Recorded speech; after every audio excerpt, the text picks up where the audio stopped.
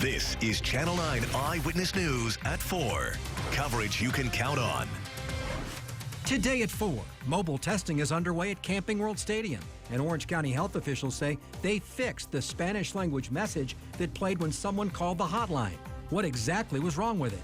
Plus, Orange County's Economic Recovery Task Force met for the first time today to start a reopening plan, the three-phase approach they have to safely reopen the local economy. And the theme parks were a big topic for the governor's task force today. What we could all see once the parks start to reopen. In about 30 minutes, Orange County leaders expect to give an update on what they're doing right now to deal with COVID-19. Good afternoon. I'm Greg Warmoth. A big news day, Vanessa. Absolutely. I'm Vanessa Eccles. Let's take a look now at the latest numbers from the state health department.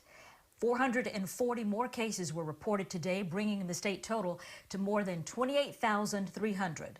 The number of cases in Central Florida counties now is on your screen. You can see it right now.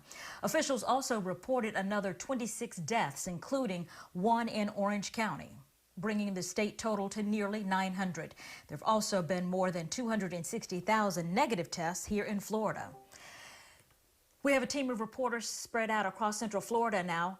And over the next 2.5 hours, they'll bring you news stories about the impact of the coronavirus on our community and what's being done to fight it. We began with Channel 9's Shannon Butler, who listened to the governor's task force calls today. And Shannon, the theme parks were a big part of today's discussion. Well, they were, and we still don't know when the theme parks will open, but there are two things that were clear after that call. One is you won't be able to pack into those theme parks, at least for a while. And number two, they're going to do what's called a slow ramp up. Theme parks have been sitting empty for weeks, and it's still unclear when they will reopen. But today on the Reopen Florida Task Force meeting, the Chief Administrative Officer of Universal Orlando gave us some insight on what we might see when parks like SeaWorld, Disney, and Legoland let guests in. John Sprouse said they have multiple teams working on different scenarios for the theme parks. Universal has 800 acres, so social distancing is a bit easier than places like arenas or smaller attractions. But reducing capacity even there will be key. Universal is trying to figure out what the magic number is to keep social distancing rules in place. No doubt, when they do reopen, the park won't be packed. As we gain confidence in those practices and procedures that we're employing, and as we learn from what we're doing, we would gradually see that attendance rise. But that's not all. Sanitation will go on all day. Masks could be mandated for employees and guests. Ride operators could stagger seats on rides, and no doubt you will see a change in queue lines. And virtual lines will be in use. That means you'll use an app or get a buzzer to let you know when it's your turn to ride. You won't have to stand in line until such time as it's time for you to enjoy the attraction. When it comes to all of the shops, restaurants, and even hotels at the parks, they will treat that almost as a separate business and follow state guidelines. And as for that TV and movie production business they have, what happens with that still remains to be seen. Now, small businesses were also on this call. They heard from Walmart that's been open through all of this on what Walmart's been doing, like using that plexiglass and making sure that people are wearing masks, things like that. Small businesses said, if the big businesses can open, so can we. We will just do what they do, but just on a much smaller scale. Now, coming up at 5 o'clock, we're going to talk sports and when you will finally see it back on TV. Vanessa and Greg. Looking forward to that. I like some of those ideas. Maybe those will be permanent, like text and it's time to ride. Sounds good. SeaWorld officials say they have enough cash on hand to survive through the end of next year if they have to, and that's even if their parks don't reopen. An SEC filing reveals the company is losing about $25 million each month while the parks are closed. The money SeaWorld already has, combined with some new money from a loan, is enough, they say, to get them through the fourth quarter of 2021. SeaWorld has already furloughed 95% of its employees and cut salaries for executives by 20%. And Orange County's Economic Recovery Task Force met for the first time today to start a reopening plan for the Orlando metro area. Channel 9's Lauren Seabrook explains the three-phase approach and while it will still be at least 6 weeks from when the phases begin before we start to see some normalcy. No one is more anxious to get back to normal than our Central Florida business leaders. About 50 of them and health officials make up Orange County's Economic Recovery Task Force. They have the urgent responsibility of putting together a measured plan to safely reopen business here. We've seen a flattening. We believe the social distancing is in large part responsible for that flattening in Central Florida. But Dr. Scott Brady with Advent Health cautions that doesn't mean they've seen a significant drop in patients, more of a plateau. And Orange County's approach to reopening business will come in 3 phases to prevent another peak. Phase 1 will consist of low human interaction. This means only businesses that can easily open with social distancing measures and with all employees wearing masks. Some examples they gave were dry cleaners, hair salons, and some restaurants. The county says our community will operate in this phase for 2 weeks, followed by a 3rd week to evaluate the health data. Then a decision will be made to either move on to phase 2, pause for another period of time, or a combination of both. Phase 2 is medium human interaction. This would be when places with crowds can start to reopen. But there will likely still be some requirements like wearing masks and possibly temperature checks. Again, we'll be in this phase for 2 weeks, followed by a week to evaluate the health information before moving to phase 3.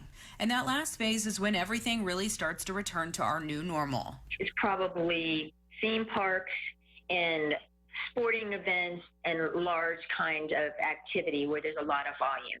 And the task force will decide which industries fall into the low, medium, and high human interaction categories.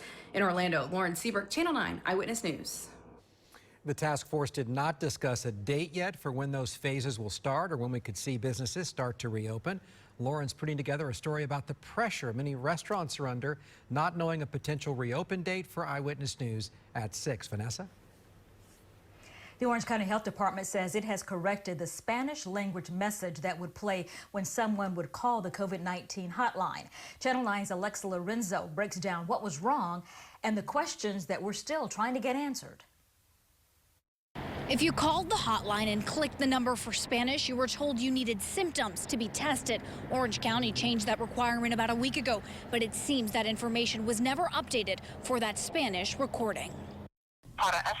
So how long was the recording wrong? Commissioner Mayra Uribe told us possibly 4 weeks. The health department told us in an email, quote, not very long. When we became aware of the issue, the message was updated. The communication breakdown is even more than a language barrier. It's wrong information. It's not consistent. And then you add the language barrier, you've caused more confusion. So it's fixed now, and that's great news. But what is the right answer? How many days or weeks was the recording giving the wrong information to our Spanish-speaking neighbors? Did this recording cause people to not make appointments or go get tested because the message was saying they needed symptoms? Was the information outdated on the English recording as well? Those are the questions I will take straight to Orange County Mayor Jerry Demings, as well as the head of the Orange County Health Department, Raul Pino. Once they give us those answers, we'll, of course, share them with you. In Orange County, I'm Alexa Lorenzo, Channel 9 Eyewitness News. And today, Orange County brought mobile testing to Camping World Stadium in downtown Orlando. As you can see in this video, it was busy. 250 booked appointments and 100 slots for walk-ups. Channel 9's Karen Parks was there all day and says it's not clear if residents took full advantage of those slots where no appointment was needed. Here at Camping World Stadium. So you can walk up, you can bike up, you can drive up. COVID-19 testing in the middle of the 32805 hotspot, where at least 17 people have tested positive. I came here for a COVID-19 test. Stuart Nichols rode his bike to the site around 11:30 this morning. I called for an appointment. I was told all of the appointments were made for this week, but that I could walk up without an appointment, and so I did. Throughout the day, the lines were short and the process was quick. There was nobody in line in front of me. They waved me up. They took my driver's license. And while most are tested inside of their cars, Nichols was directed to a chair. They had me sit in a chair and stuck a swab up my nose, and then they apologized. And then they said it would be about 5 days till I could get my tests online. The district's commissioner passed out information yesterday to try to convince residents to get tested. Today, there were 250 appointments booked and 100 open slots for walk-ups. The goal for today was to bring testing to people in underserved areas. What our people have been doing in terms of staying home and social distancing, wearing masks, has been extremely effective in diminishing the curve. We may have peaked already, So now it's time to continue to be vigilant, but we're starting to plan and think about when we can open back up. Now, today there were 100 slots available for walk-ups, but a spokesperson from the health department told me that may not be the case at tomorrow's mobile testing site at Barnett Park. Reporting here at Camping World Stadium, Karen Parks, Channel 9 Eyewitness News. President Trump says the country's national parks will reopen soon, as ABC's Ines de la Cuartera reports. This announcement comes as lawmakers on Capitol Hill work on the next round of economic relief for millions of Americans out of work and small businesses that have been struggling. At a tree planting ceremony for Earth Day, President Trump announcing national parks and public lands will soon reopen. Thanks to our significant progress against the invisible enemy, I'm pleased to announce that we will begin to reopen our national parks and public lands for the American people to enjoy. Today, the president also announcing he plans to sign an executive order temporarily suspending green card applications for 60 days. The White House defending the president's timing amid criticism from some Democrats that he's politicizing the coronavirus pandemic. I don't think we can call this rushed. I mean, this has been on his mind and part of his platform for a very long time. Meanwhile, on Tuesday, the Senate unanimously approved a new $484 billion relief package. Unless we get our economy up and running again, there's not any way we can spend enough to continue to prop up the country. The bill aims to pump an additional $310 billion into the Paycheck Protection Program for small business owners. It's really about cash, right? Any small business owner that doesn't have large cash reserves, that wants to keep their people employed, that in a lot of ways their own livelihood as an owner is on the line. It will also include additional funding for hospitals and widespread testing, which experts say will be key to reopening the economy. Cannot tell people go out on the streets unless there's adequate testing. New York Governor Andrew Cuomo now pressing Trump to fund that testing. Yes, they passed funding for small business and funding for testing, and that's good. That is a good thing. It's not a bad thing. But it's not enough either.